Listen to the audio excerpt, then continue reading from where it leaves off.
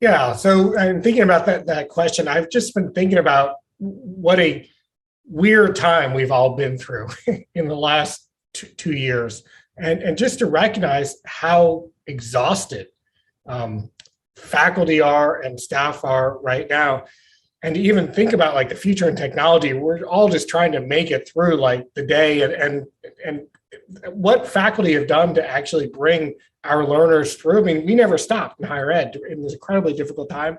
It should be recognized, and that how exhausted people are now. When I think about technology here, I do think the future, there's going to be more investment and more emphasis on non-faculty educators at our institutions, the people who work with the technologies to make it work.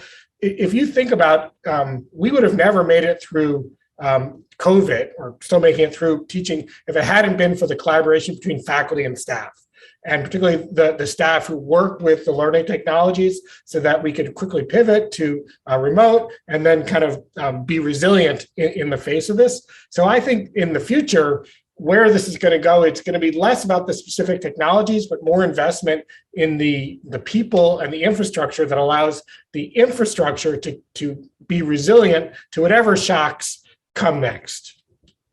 Got it. Josh, before I move to Genevieve, quick kind of follow-up there, which is, I was reading your book, the book that I mentioned on learning innovation and the future of higher education. You talk a lot about the teaching and learning groups in these institutions, which have also gone through a lot of changes in the coming years. So can you talk a little bit about, what are the best practices you're seeing out there, examples that people are adopting right now to kind of make that change happen?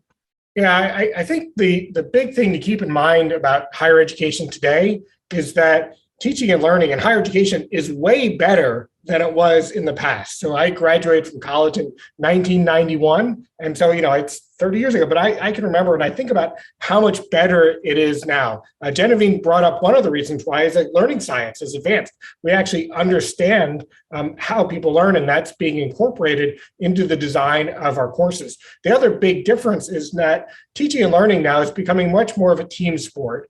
Particularly in places that do have the resources to do that, or the focus, or with online programs. And by that, I mean that faculty are working with designers and working with data experts and media people and technologists to design and evaluate and change and evolve the education. That's standard now for online education. I'm sure Genevieve can talk about the team approach for online. I think we're going to start seeing that team approach towards face-to-face delivery, particularly for our larger enrollment courses.